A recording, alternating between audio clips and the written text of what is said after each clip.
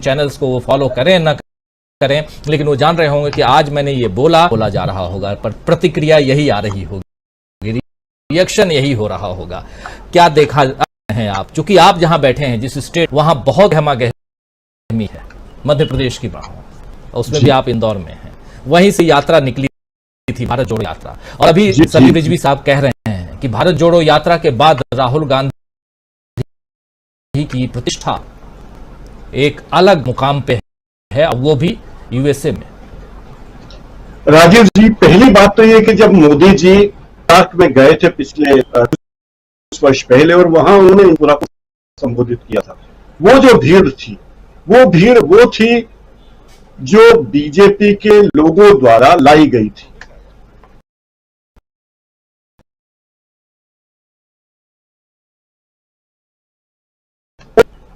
इस बार राहुल गांधी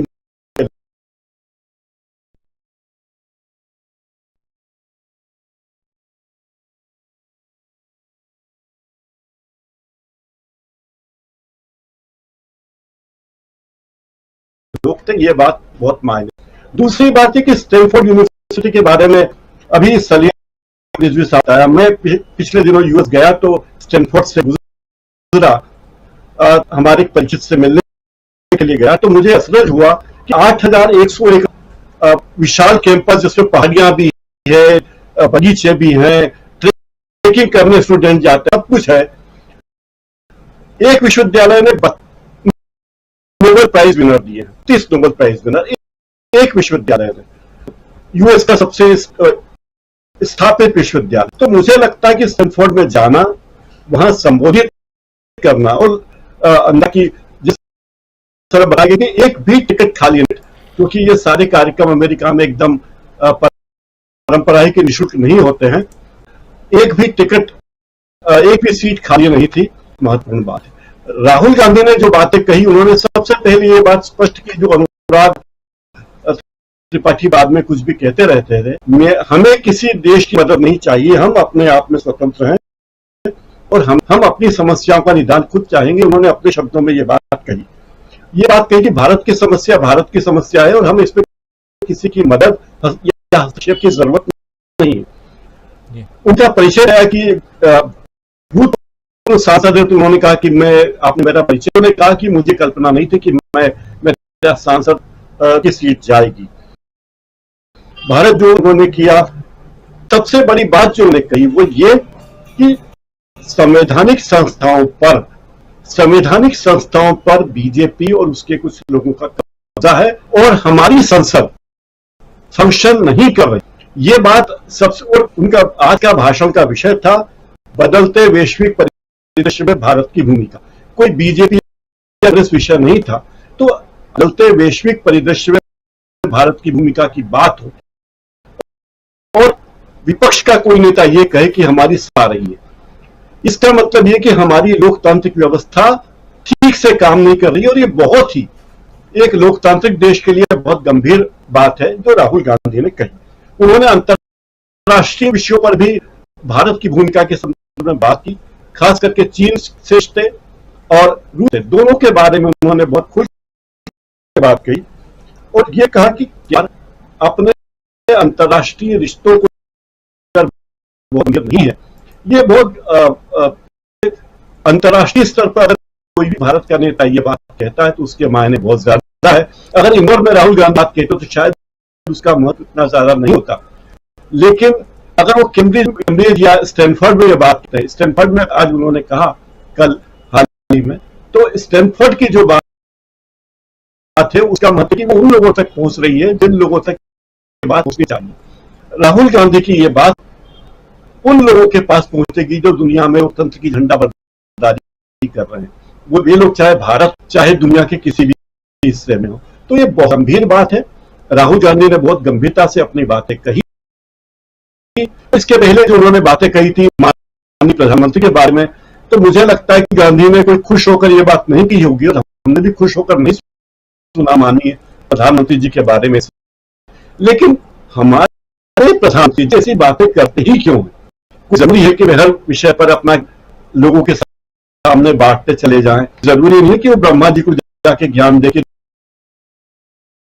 दुनिया कैसी बनाई चाहिए। तो ये सारी बातें आप राहुल गांधी के पिछले भाषणों की तुलना करेंगे तो आपके भाषणों में एक तो दोहराव नहीं है, दूसरी बात यह कि उन्होंने अपना बातें कहने का लहरा, अपने पहले ही भाषण में उन्होंने वो बातें कही जिन्होंने बीजेपी के लिए विश्व स्तर पर हलचल मचा दी, बीजेपी को बेचैन कर दिया, फिर वे गंभीर बातों की ओर आए हैं।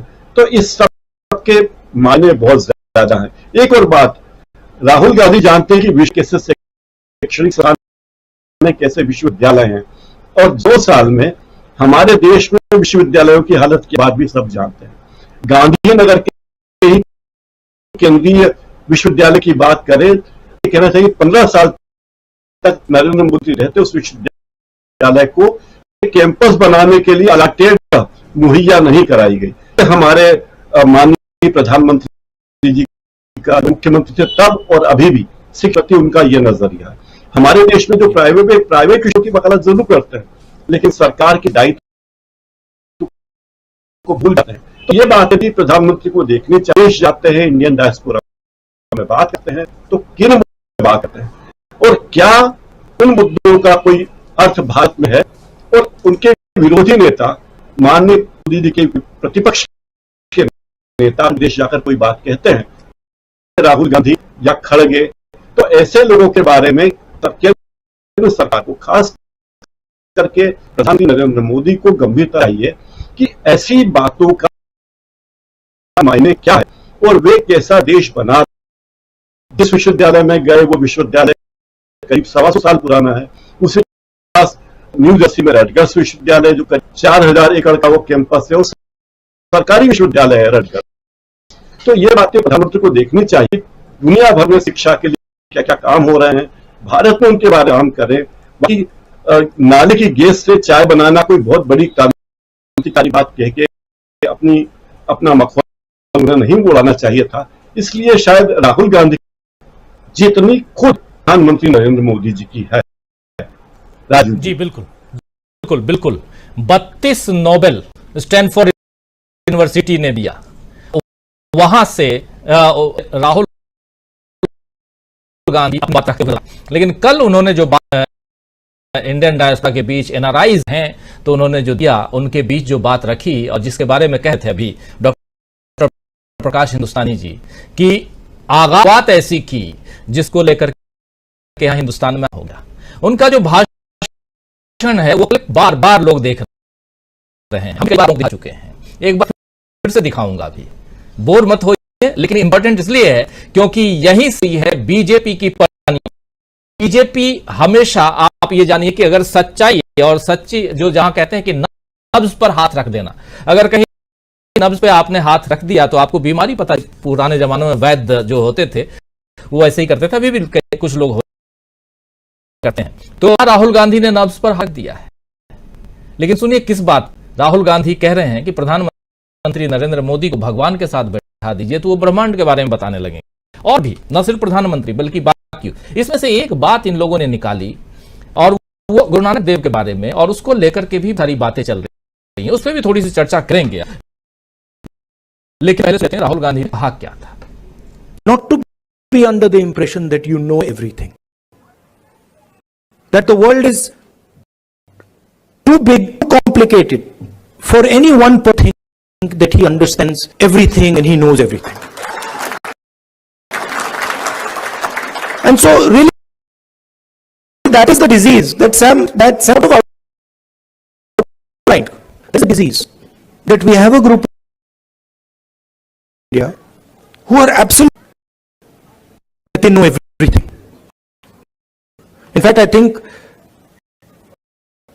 they think maybe they know even more than God. They could sit down with God and have a conversation and explain to him, about what is going on. And of course, our Prime Minister is one specimen.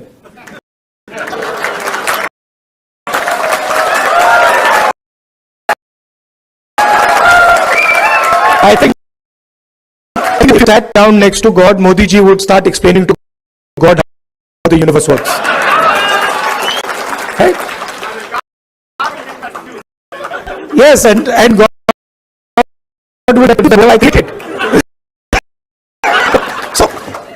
So these are things, but really, this is what is going on. We have people, who understand everything. They can speak to scientists and explain science to them. They can, speak to historians and explain history to them. They can explain to the army, flying to the air force, whatever they want, they can, And at the heart of it is mediocrity. Actually don't understand anything. Because in life you cannot understand anything if you listen. There's something, the biggest lesson I learned from Bharat Jodo Yatra, that there is something to learn from everybody, much older than those children.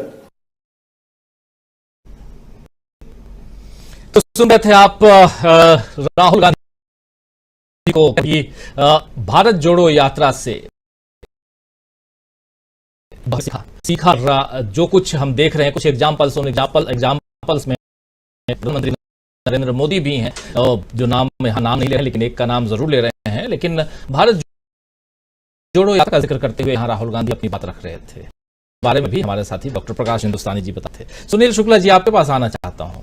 Sunil ji, Rahul Gandhi ने यहां से शुरुआत की, इसके बारे में अभी प्रकाश हिंदुस्तानी जी कह रहे थे, और यहां से लोगों